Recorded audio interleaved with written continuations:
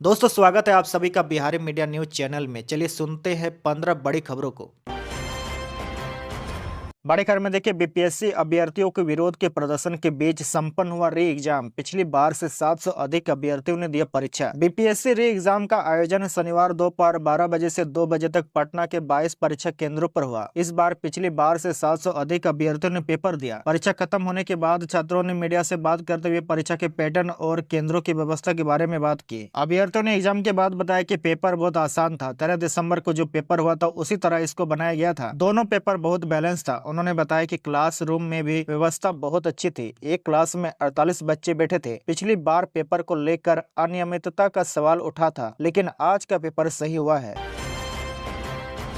और बड़ी खबर में देखिए, इसी महीने जारी होगा 70वीं बीपीएससी पीटी परीक्षा का रिजल्ट। बीपीएससी चेयरमैन ने दी जानकारी। जी देखिए, छात्रों के आंदोलन के बीच बीपीएससी चेयरमैन रवि मनु भाई ने कहा कि पटना के 22 केंद्रों पर हो रहे री एग्जाम में 5900 अभ्यर्थी शामिल हुए हैं। बीपीएससी 70वीं पीटी परीक्षा का रिजल्ट जनवरी के अंत तक जारी होगा, जिसमें 2035 अभ्यर्थियों का चयन होगा और फिर मेंस परीक्षा का कार्यक्रम तय किया जाएगा।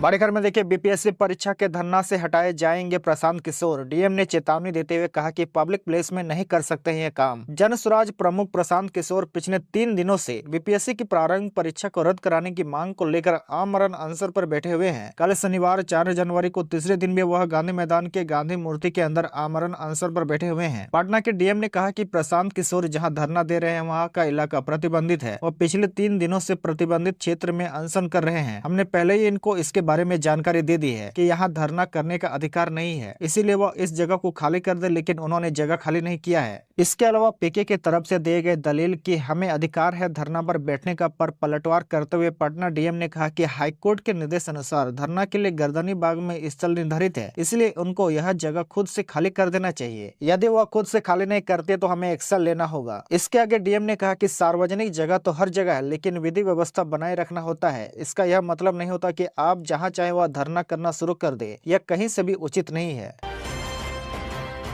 बड़ी खबर में देखिए, कड़ाके की ठंड की चपेट में उत्तर बिहार। बांका में कोल्ड वेव, 5 डिग्री से नीचे गिरा तापमान। नव वर्ष की शुरुआत के साथ ही बिहार में ठंड ने अपना प्रकोप दिखाना शुरू कर दिया है। पछुआ हवाओं की तेजी से बहने के कारण राज्य का तापमान तेजी से गिरा है। कई जिलों में लोग हाड़ कपाने वाली सर्दी का सामना कर रहे हैं। आपको बता दें कि भागलपुर में इस समय कड़ाके की ठंड का प्रकोप चरम पर है। तापमान में तेजी से गिरावट दर्ज की जा रही है और हाल ही में न्यूनतम तापमान 5 डिग्री सेल्सियस तक गिर गया है। स्थानीय मौसम विभाग के अनुसार इस ठंड का मुख्य कारण हिमालय क्षेत्र में जारी बर्फबारी है, जो बिहार में पछुआ हवाओं के जरिए पहुंच रही है। वहीं जिलों में कुछ दिनों से दिन और रात में दोनों ही ठंडी हवाएं चल रही है। वहीं आपको बता दें कि गुरुवार का दिन इस सीजन का सबसे ठंडा दिन रहा, जहां तापमान 5.5 डिग्री सेल्सियस तक गिर गया। वहीं अधिकतम तापमान भी 17.5 डिग्री पर रुक गया। इसके अलावा पूर्णिया जिले में भी ठंड का असर बहुत ज्यादा है। यहाँ गुरुवार को न्यूनतम तापमान गिरकर 11 डिग्री सेल्सियस पर आ गया। मौसम विभाग के अनुसार शीतलहर की स्थिति अगले कुछ दिनों तक बनी रहेगी। इसके अलावा आपको बता दें कि सुपौल जिले में बीते कुछ दिनों से ठंड अपने चरम पर है। जिले में न्यूनतम तापमान 7 डिग्री सेल्सियस तक गिर चुका है। यहाँ शीतलहर के कारण स्थिति और भी गंभीर हो सकती है, खासकर बुजुर्गों और बच्चों के लिए। मौसम विभाग ने बताया कि अगले कुछ दिनों में यहाँ ठंड और बढ़ सकती है।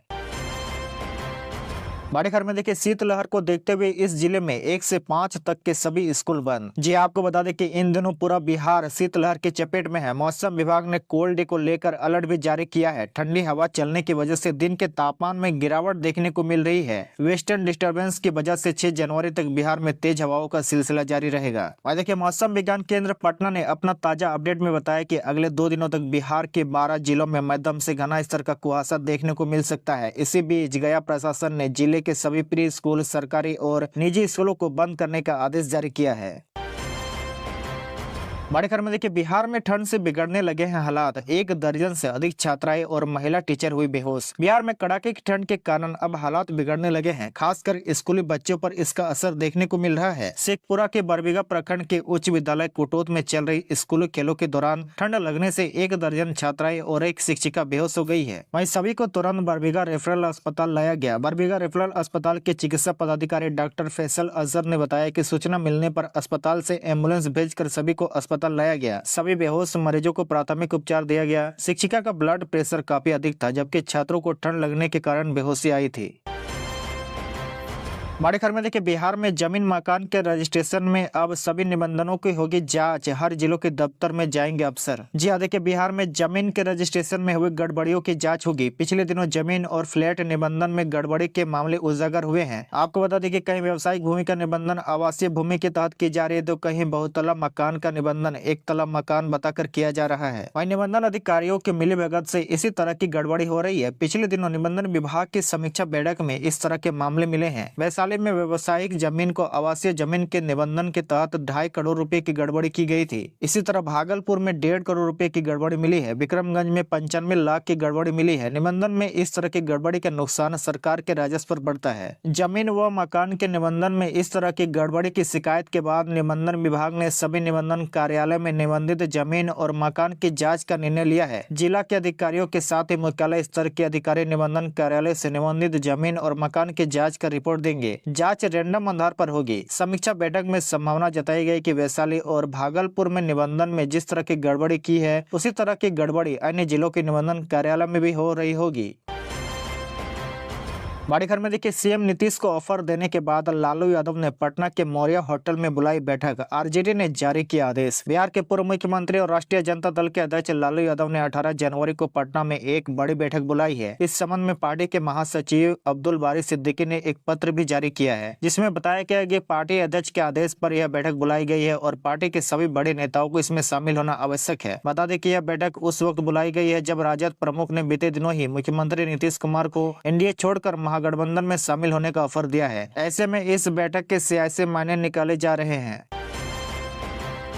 तो वहीं दूसरी तरफ देखिए, सीएम नीतीश ने सियासी अटकलों पर लगाया विराम। बोले 2 बार हो गई गलती, लेकिन अब नहीं। ज्यादा कि प्रगति यात्रा के दूसरे चरण में शनिवार को गोपालगंज पहुंचे सीएम नीतीश कुमार ने इधर उधर की चल रही अटकलों पर विराम लगा दिया है। गोपालगंज कलेक्ट्रेट में विकासात्मक योजनाओं की समीक्षा बैठक में सीएम नीतीश कुमार ने कहा कि हमें 2 बार गलती से इधर उधर चले गए थे, अब हमेशा साथ रहेंगे और बिहार के साथ देश का विकास करेंगे। सीएम नीतीश कुमार के इस बयान के बाद राजनीतिक गलियारों में चल रही अटकलों पर विराम लग गया है। इसके अलावा सीएम नीतीश ने कहा कि पहले हिंदू मुस्लिम के बीच विवादों की खबरें आती थी। जब बिहार के लोगों ने हम लोगों को काम करने का मौका दिया, तब से बिहार की स्थिति बदली है। हर क्षेत्र में विकास के काम किए जा रहे हैं, किसी के साथ कोई भेदभाव नहीं किया गया है। हम लोग मिलकर लगातार बिहार को आगे बढ़ा रहे हैं। बड़ी खबर में देखिए, गोपालगंज में सीएम नीतीश कुमार ने दिया 140 करोड़ की योजनाओं की सौगात। जीविका दीदियों को सौंपा 141 करोड़ का चेक। शनिवार को प्रगति यात्रा के दौरान गोपालगंज पहुंचे सीएम नीतीश कुमार ने गोपालगंज को बड़ी सौगात दी है। इसी दौरान सीएम गोपालगंज में गाँवों का भ्रमण कर विकास योजनाओं को भी समीक्षा किया। मुख्यमंत्री ने गोपालगंज को 140 करोड़ रुपए की लागत से 72 योजनाओं की सौगात दिया है। इसके बाद मुख्यमंत्री ने सिद्धवलिया प्रखंड के ग्राम पखड़े के पोखरा टोला जाकर विकासात्मक योजनाओं का जायजा लिया, जहाँ सीएम ने जल जीवन हरियाली के तहत जीर्णोद्वार कराए गए पकड़ी पोखर का मुआयना किया। मुआयना के क्रम में मुख्यमंत्री ने अधिकारियों को निर्देश देते हुए कहा कि पकड़ी पोचार में सीढ़ीनुमा घाट का निर्माण कराए, ताकि बसाने से लोगों की पहुंच पोखर तक के जल तक हो सके। इसी दौरान मुख्यमंत्री ने पकड़ी पोचर के समीप पौधारोपण भी किया। इसके अलावा जिले में हरियाली अभियान को विजयपुरी प्रखंड में जीविका संपोषित ग्राम संगठनों को अगले 5 वर्षों के लिए निःशुल्क आवंटन से संबंधित स्वीकृति पत्र जीविका दीदियों को प्रदान किया गया। 7050 जीविका स्वयं सहायता समूह से जुड़ी 40,280 जीविका दीदियों को बैंक लिंकेज के द्वारा आर्थिक सहयोग से संबंधित 141 करोड़ रुपए का सांकेतिक चेक मुख्यमंत्री ने जीविका दीदियों को प्रदान किया। बड़ी खबर में देखिए, बिहार के गन्ना किसानों के लिए बड़ी खुशखबरी। गोपालगंज के सिद्धवलिया प्रखंड की करसा घाट पंचायत से प्रगति यात्रा के दूसरे चरण की शुरुआत करते हुए शनिवार को मुख्यमंत्री नीतीश कुमार ने गन्ना किसानों के लिए राहत बड़ी घोषणा की है। उन्होंने गन्ना मूल्य में 20 रुपए प्रति क्विंटल की बढ़ोतरी करते हुए कहा कि किसानों की लगातार शिकायत मिल रही थी कि गन्ने का मूल्य लागत तुलना से कम है, इसे बढ़ाया जाना चाहिए। इसीलिए गन्ना उद्योग विभाग के अधिकारियों को आदेश दिया कि इसी सीजन में मूल्य वृद्धि कर भुगतान कराए। 10 रुपए प्रति क्विंटल की बढ़ोतरी इसी सीजन में पहले की गई थी, अब इसमें 10 रुपए और जोड़ दिया जाएगा। इसका वहन राज्य सरकार करेगी। इसी तरह गन्ना किसानों को पिछले पेराई सत्र की तुलना में 20 रुपए प्रति क्विंटल अधिक कीमत मिलेगी। सीएम ने कहा कि गोपालगंज में इस बढ़ोतरी की घोषणा इसीलिए महत्वपूर्ण है क्योंकि यहाँ गन्ना किसानों की संख्या काफी अधिक है। बड़ी खबर में देखिए, बिहार में पहली बार अंतर्राष्ट्रीय महिला दिवस पर होने जा रहा है बड़ा आयोजन। बिहार में पहली बार 8 मार्च यानी अंतर्राष्ट्रीय महिला दिवस के अवसर पर सभी 8,053 पंचायतों में महिला ग्राम सभा का आयोजन किया जाएगा। इन सभाओं की अध्यक्षता संबंधित पंचायत की महिला प्रतिनिधि करेगी और इसमें महिलाओं के हित में विशेष योजनाओं का चयन किया जाएगा। आपको बता दें कि शुक्रवार को प्रेस वार्ता में पंचायती राज मंत्री केदार प्रसाद गुप्ता ने यह जानकारी दी है। मंत्री ने बताया कि बिहार में पंचायती राज व्यवस्था के तहत महिलाओं को 50% आरक्षण दिया गया है। अब महिला ग्राम सभाओं के माध्यम से महिलाओं की जरूरतों और आकांक्षाओं को प्राथमिकता दी जाएगी। इन सभाओं में चुनी गई योजनाओं और निर्णयों को वार्षिक कार्य योजना में शामिल किया जाएगा। इस प्रक्रिया के लिए पंचायती राज विभाग जल्द ही विस्तृत दिशा निर्देश जारी करेगा। मंत्री ने कहा कि इस पहल के जरिए बिहार पूरे देश में एक मिसाल कायम करेगा, क्योंकि यह व्यवस्था देश के अन्य राज्यों में कहीं नहीं है।